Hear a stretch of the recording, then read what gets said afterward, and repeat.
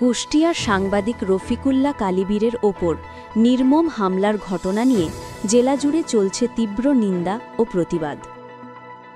জানা গেছে গতকাল সোমবার ৭ই অক্টোবর রাতে কুষ্টিয়া প্রেসক্লাবের সামনে তাকে একদল দুর্বৃত্ত বেধড়ক মারধর করে। আহত অবস্থায় স্থানীয়রা তাকে উদ্ধার করে কুষ্টিয়া সদর হাসপাতালে ভর্তি করেন। বর্তমানে তিনি হাসপাতালের ১০ নম্বর ওয়ার্ডে চিকিৎসাধীন আছেন। হাসপাতাল সূত্রে জানা গেছে তিনি কাউকে চিনতে পারছেন না এবং প্রচুর রক্তবমি হচ্ছে।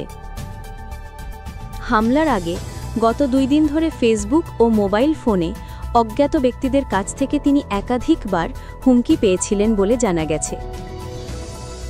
এই ঘটনাকে কেন্দ্র করে কুষ্টিয়ার সাংবাদিক সমাজ ও সাধারণ মানুষ তীব্র নিন্দা জানিয়ে প্রশাসনের কাছে দাবি তুলেছেন অবিলম্বে হামলাকারীদের গ্রেফতার করে দৃষ্টান্তমূলক শাস্তি দিতে হবে।